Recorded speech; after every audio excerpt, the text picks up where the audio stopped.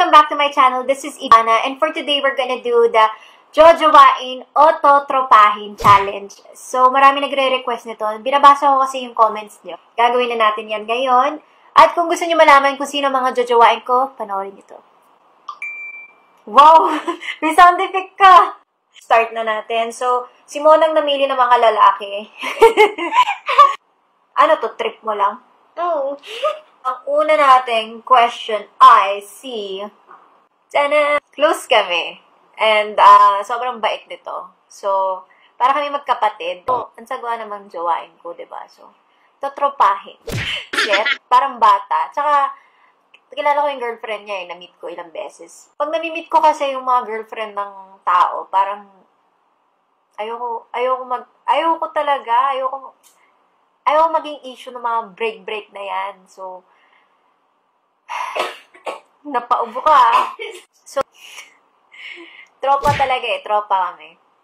Well, mahilig kasi ako sa Pilipino, yung Pinoy talaga na itsura.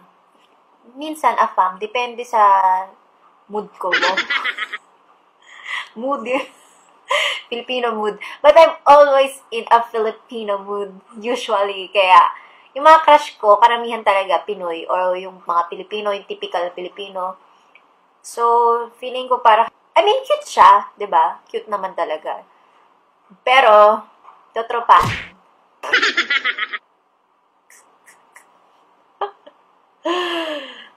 Totropahin. Nakakatawa siyang panoorin. Pero, hanggang doon na lang tropa-tropa, bro. Sunod. Muna nawala ata yung focus. Focus na kala, focus mo. No ka. Wala focus ko ulit, chika. Alam ko. Okay, hindi siya yung Pinoy looking. Pero, ang gwapo ng mukha. Paano ko napanood niya to? Hindi mo nalaman yung na-crush mo siya. Bro, crush kita. Yung pag nagsismile siya, gwapo. Tsaka yung body niya. Nakikita ko pinaghihirapan niya sa gym. Hindi katulad ko na puro lamon. Jojowain. Hindi mo jojowain. Parang hindi sila mag-break. Ganon. Totropahin ko.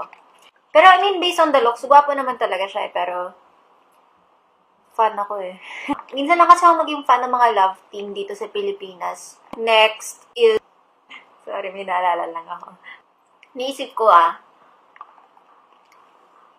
bet ko yung looks niya. Jojowain. Afam yung dating. Tsaka, dati siguro nung medyo younger ako, crush ko siya. Pero, ngayon hindi na. Kaya, totropahin ko na lang. Okay, next.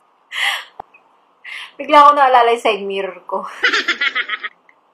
Pinasag niya kasi. Totropahin na ko na lang. Tropa. Ito, chick boy to, diba?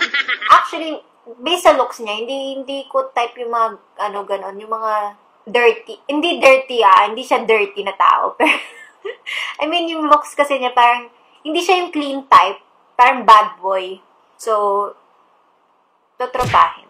Yung sobrang gwapo niya dun kasi nag-lose siya ng weight tapos parang nagko-contour yung face niya. Basta naging sexy siya sa paningin ko. Jojowain. Hindi ko masyadong type yung mga chinito, yung super chinito na Chinese.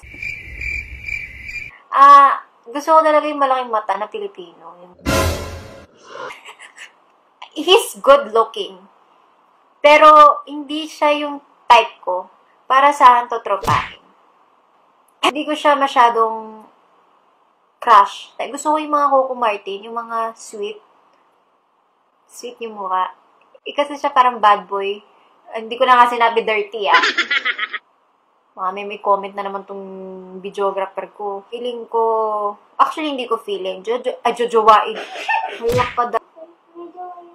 Medyo, nakakasira ka naman ng relasyon. Daw Pero feeling ko kung wala siyang jojowain ko. Nakakatawa. Gusto ko yung mga taong nakakatawa na may sense of humor. Paano kung may jowa sila? Ito si Joe. Totropahin. So, crush ko to dati. Pero, ngayon, para sa akin, medyo, hindi ko na siya bet masyado. For me, personally, hindi na talaga. So, totropahin. Ito, crush ko siya. Ang dami kong crush, no? Actually, malandi naman kasi talaga ako. Pero, hanggang crush-crush lang. May mga... Ganon. So, jajawain ko siya. Gusto ko yung looks niya eh. Super... Parang a femme na may pagka-Pinoy na... Oh, cute. Ayoko na explain pa. Basta jajawain ko siya.